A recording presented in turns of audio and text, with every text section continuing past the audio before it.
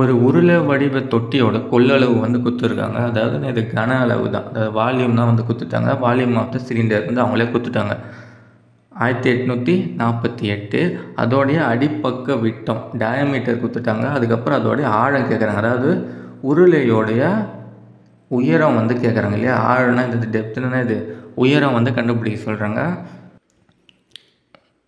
6 வந்து நேது அவங்க வந்து டயாமீட்டர் 14ன்னு குடுத்துட்டாங்க இல்லையா? அப்போ 6 வந்து நேது அதில் பாதி 6 வந்து 7 ஆழம் ஹைட்டு தான் வந்து கண்டுபிடிக்கணும். உருளையோட கன அளவு வால்யூம் ஆஃப் த சிலிண்டர் வந்து நேது ஃபார்முலா πr²h இதுதான் வந்து அவங்களே குடுத்துட்டாங்க இல்லையா? அதோட கொள்ளளவுனா நேது கன அளவு தான் வந்து அவங்களே குடுத்துட்டாங்க. அப்போ πr² = 1848.